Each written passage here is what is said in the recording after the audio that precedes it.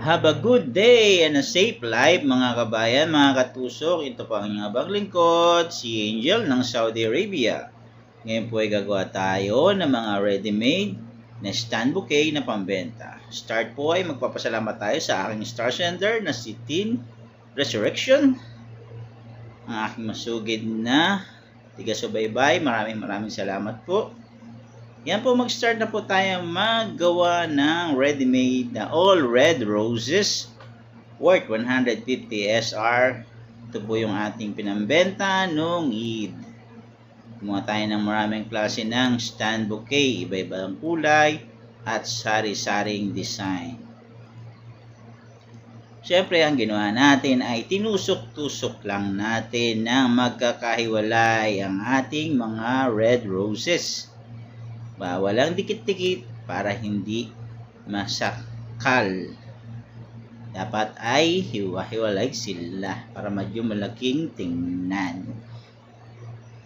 At nagpapa-shoutout si ating kaibigan na si May Arcilia Galero ng KSA Riyadh. Shoutout po sa iyo. Maraming salamat sa pagsubaybay sa aking mga gawa at pag-participate ng aking mga design. Yan po, natapos na natin itusok ang ating red roses at maglalagay po tayo ng accessoire na white sa lahat ng side, pandagdag design, pambalansi ng kulay sa ating stand bouquet. Ito, matatapos na natin ang ating first stand bouquet na ready-made. At susunod na natin ang isa pang stand bouquet. Pink color naman po ang ating artificial accessoire na ilalagay palibot sa ating stand bouquet. At light pink at white ang ating combination naman na ilalagay.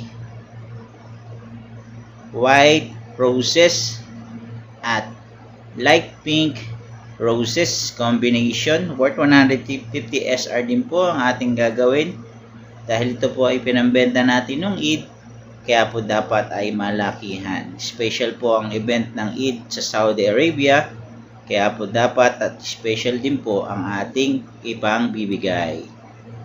Kaya magandahang design at mabilisang design ang aking ginagawa para sa ating mga regular customer na nagpa-reserve na ng kanilang mga order.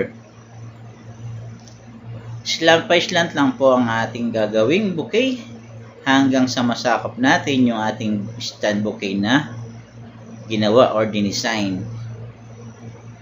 Pag nasakop na po natin yan, wala, di syempre tapos na po at isa-serve na natin sa ating mga customer. Puro white and light pink roses po ang ating ginagamit para sa event ng araw ng Eid. Kaya po tayo ay kailangang magmadali o mag-apura para makarami. Dahil baka kung mga 100 mahigit ang ating customer. Yan po.